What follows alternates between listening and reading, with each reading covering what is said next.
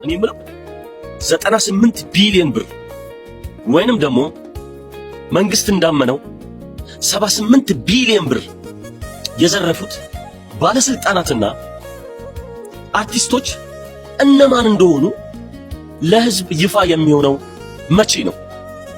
ወይንስ ጥቃቅንና በጣም ዝቅተኛ ብሮች የሚዘርፉትን እየያዙ ለሚዲያ ፍጆታ መዋል ነው የተያዙት? አዎ ንገሩን፣ ህዝቡም ይወቀው ማን እንደዘረፈው፣ ከዚህ ድሃ ህዝብ ማን እንደመነተፈው፣ የትኛው ባለስልጣን ሰርቆ ውጪ ቤት እንደገዛበት፣ የትኛው አርቲስት ሰርቆ ልጁን ኢንተርናሽናል ትምህርት ቤት እንደሚያስተምርበት የኢትዮጵያ ህዝብ ማወቅ ይፈልጋል። እነማን ናቸው የዘረፉት? ይሄንን የሚያህል ብር እነማን ናቸው የዘረፉት? ለምንድን ነው መንግስት ይፋይ ማንነታቸውን መግለጽ ያልፈለገው?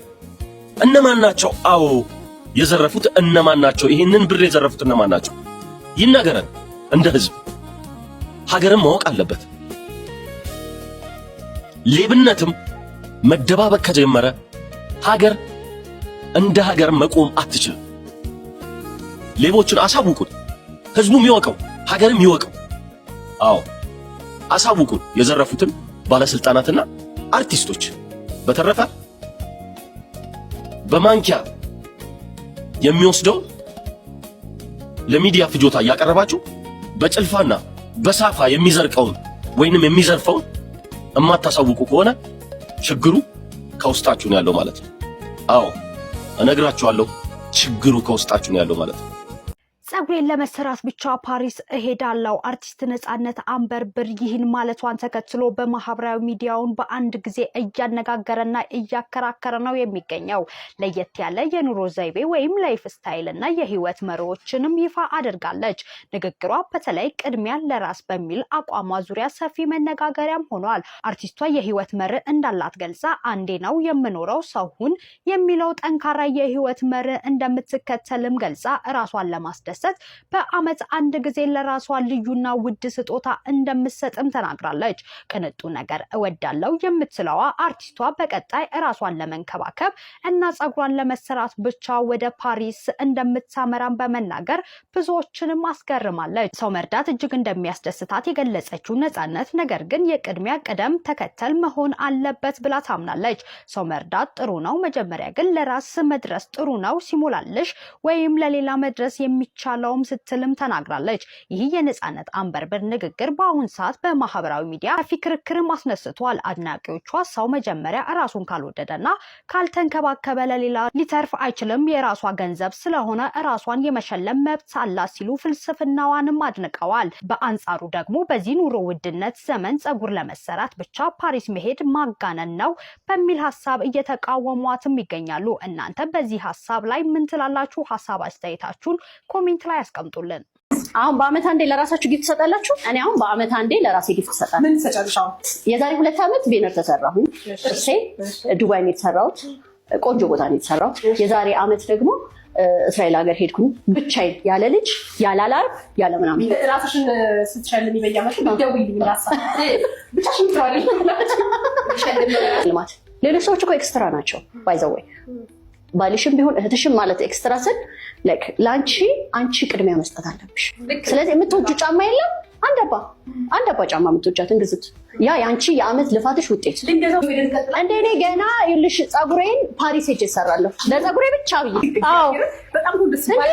እናናረጋለን ያናረጋው ግን በጣም ደስ ይላል። ይቺ አርቲስት እንግዲህ ራሴን መንከባከብ ወዳለው በቀጣይም ጸጉሬ ለመሰራት ፓሪስ ይሄዳለሁኝ እያለች ነው። እኔ ፓሪስ በሚሄደው ላይ በራሷ ገንዘብ የፈለገችውን ነገር በመረገው ላይ ምንም አይነት ተቃውሞ የለኝም። ከፈለገች ፓሪስ ላይ ጸጉሯን ተሰርታ መስዋዕን ዱባይ በልታ ማርስ ላይ ሄዳ መዝናናት የራሷ መብት ነው። ችግር ግን ሊሆን የሚችለው ብዬ የማስበው ሁላችንም የምንኖረው ኢትዮጵያ ውስጥ እንደመሆኑ መጠን ኢትዮጵያ ደግሞ እንግዲህ በጣም ብዙ በረሃብ የሚሰቃዩ በረሃብ የሚሞቱ ህዝቦች ባሉበት ሀገር ውስጥ ግን እንዲህ አይነት ግን አላስፈላጊ የሆኑ ነገሮችን እዚህ ሚዲያ ላይ አምጥቶ መናገሩ ትክክል ነው ብዬ አላስብም። ለአብነት ለመጥቀስ ያክልም ትናንትና ነው ከትናንት ወዲያ አንዲት ልጅ የትምህርት ቤት ክፍያ መክፈል ሳትችል ቀርታ ራሷን እንዳጠፋች እየሰማን ባለንበት ሀገር ውስጥ እንዲህ አይነት የሰውን የደሃውን ሞራል ሊነኩ የሚችሉ ነገሮችን መናገር ከሃይማኖትም አንፃር ትክክል እንደሆነ አይሰማኝም። ኢንተርቪዋ ላይ ደሃዎችን አግዛለሁኝ ብላለች። ድሃዎችን ማገዟን አሁን እዚህ ኢንተርቪው ላይ ዲቴል አልተናገረችም። ነከሌና ግዣለሁ እንዲያርግ ያለው እንኳን ብትል ምናልባት አሁን ካስተምሮ ማንጻር ቀኝ ሲሰጥ ግራ አይ ስለሚል ያንን እንግዲህ ሐሳብ ለመተግበር ፈልጋ ሊሆን ይችላል። ታዲያ ያንን ነገር ዲቴል መናገር ያልፈለገች ሴት አሁን ግን ጸጉሯ ለመስራት ፓሪስ መሄዷን መናገሯ ትክክለኛ እንደሆነ አልተሰማኝም። የድሃውን ሞራል ይነካል። ሲሆን ድሃውን ማገዝ፣ ድሃውን መርዳት፣ ድሃውን ማሳቅ ነው የሚያስፈልገው እንጂ እንዲህ አይነት አላስፈላጊ የሆኑ ነገሮችን እዚህ ትልቅ ሚዲያ ላይ አምጥቶ መናገር ትክክል ነው ብዬ አላስብም። ሚዲያዎችም ምናልባት የእሷን እንግዲህ የለግዠሪ ህይወት ለማስቀኘት ይመስለኛል ይህን ቪዲዮ የሰሩት። ግን ይሄ ፕሮግራም ግን መሰራት ያለበት የእሷን ለማሳየት ተብሎ ሌላው ድሃው ማህበረሰብ ግን ሞራሉ መነካት አለበት ብዬ አላስብምና እንዲህ አይነት አላስፈላጊ ነገሮች መቅረት መቻል አለባቸው። እኔ ሌላው ሳልጠቅሰውና ሳልነገረው ማላልፈው ነገር ብዙ አርቲስቶች ጥሩ ገንዘብ የሚያገኙ ሰዓት ወጣት በነበሩ ሰዓት እንዲህ እንደሷ በጣም ይቀብጣሉ። በጣም በቃ እንደፊኛ ይነፋፉና መጨረሻ ላይ ግን ልክ የሆነች በሽታ አስተይዛቸው አልጋ ላይ ሲውሉ ገንዘብ የለኝም ጎፈንድ የሚያስባስቡልኝ ብለው በልመና ገንዘብ የሚታከሙባት ሀገር እንደሆነች ሁላችንም የምናየው ሀቅ ነው። ስለዚህ እንደዛ በሆነበት ሁኔታ እንዲህ ብሎ መናገሩ ድሃውን ከምንም በላይ ስለ ሀብታሞች አይደለም። ጥቂት ሀብታሞች በጣም ሄደዋል። በጣም ብዙ ድሃዎች ደግሞ የሚኖርባት ሀገር ስለሆነች የኛንና ከኛ በታች የሚሉትን የድሃዎችን ሞራል መንካቱ ትክክለኛ ነገርም ካስተምሮ ከእግዚአብሔር ቃልም አንፃር ድሃን መናቅ ትክክለኛ ነገር ስላልሆነ ነውና ይሄን ሐሳብ የሰጠሁት። እስቲ እናንተስ ግን ይሄን ቪዲዮ የምታዩ ሰዎች ግን እውነት በሷ ሐሳብ ተስማማላችሁ? እንደዛ ስል ግን የሷን መዝናናትን የሷን የፈለገችውን ነገር ማድረግን ለመኮነን ብዬ አይደለም። ከደሃው ሞራል አንፃር ግን ይሄ ነገር ምን ነገር የለበትም ለማለት ነው። እስቲ እናንተ ግን ምን ተሰማችሁ? ሐሳባችሁን ኮሜንት ሴክሽን ላይ አስቀምጡልኝ። ቪዲዮውን ከወደዳችሁት ግን ሼር፣ ኮፒ ሊንክ፣ ሪፖስት ማድረጋችሁን አትረሱ። አመሰግናለሁ። ድሃ ሀገር ውስጥ ሀብታም የሚባል ነገር የለም። ለመሰላችሁ በሚሊዮን አውጥታችሁ ደግሳችሁ መብራት ይጠፋል፣ ጎረቤት ውሃ የለም።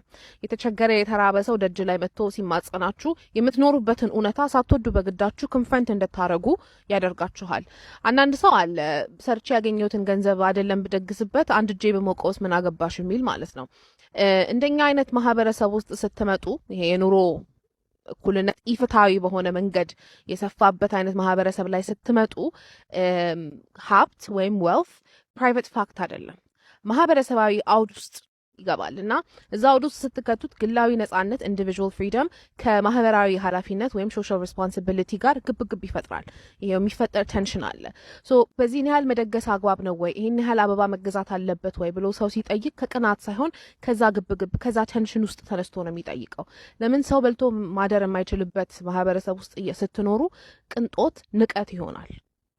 and that's just a fact. so ይሄ ክላስ ኮንሽስነስ ወይም ደግሞ በመደብ ዙሪያ ያለን ንቃተ ህሊና ማስፋት አለብን ብዬ አስባለሁኝ። ለማንኛውም መልካም ሰንበት ይሁንላችሁ።